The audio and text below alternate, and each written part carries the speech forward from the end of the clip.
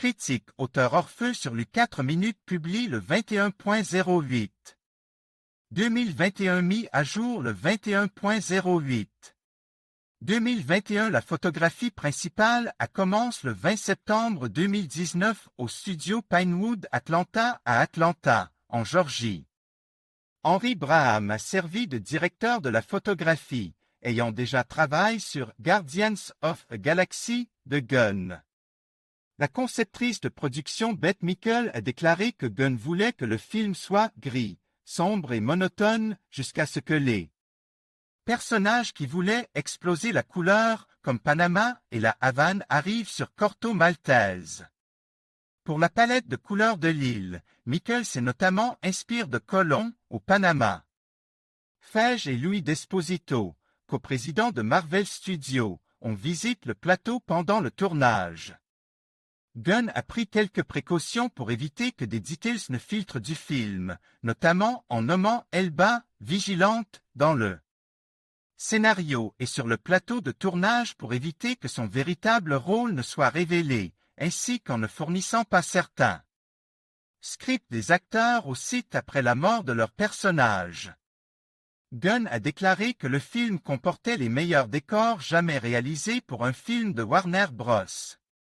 Michele Shanko ayant construit un décor de la taille des 3 terrains de football situés à l'extérieur de Jotunheim, où la bataille finale a été filmée. Un décor de jungle de la taille d'un entrepôt a également été construit, contenant une cage de bambou de 2,4 mètres de profondeur. Gunn a également déclaré que le film utilisait plus d'effets pratiques que n'importe quelle autre superproduction de bande dessinée. Avec des effets spéciaux sur le plateau créé par Dan Sudik et une prothèse créée par Legacy Effect. Gunn a mis en avant un plan du film dans lequel le King Shark, créé avec des effets visuels, déchirait un homme en deux, ce qui a été fait virtuellement à l'aide d'effets spéciaux et de prothèses. Le tournage s'est achevé le 28 février 2020. Revue de presse. Le carnage infligé au personnage du film a été transformé en art par le réalisateur. Toutefois, il convient de noter qu'il ne s'agit pas d'une brutalité insensée montrée uniquement pour choquer et parce que la catégorie R le permet. Toutes les séquences du film sont importantes pour l'histoire et font avancer l'action ou s'intègrent parfaitement à l'intrigue principale. Le meilleur choix.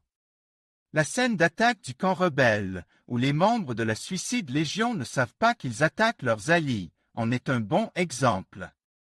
Le scénario fait un excellent travail en présentant une scène d'action serrée où Bloodsport et Peacemaker s'affrontent pour la destruction la plus inventive de l'ennemi, en injectant une bonne dose d'humour noir et en mettant en évidence une dynamique intéressante entre les membres de l'équipe titulaire. Il est maintenant temps de passer aux personnages principaux, ou plutôt aux anti-héros de la production. La scène dans laquelle l'équipe de Waller parie sur la mort des joueurs de la Suicide Squad est excellente. Et la dynamique entre les différents membres de l'équipe éponyme est le point fort du film. Le cœur de la production est Cléo Akaratkaché 2.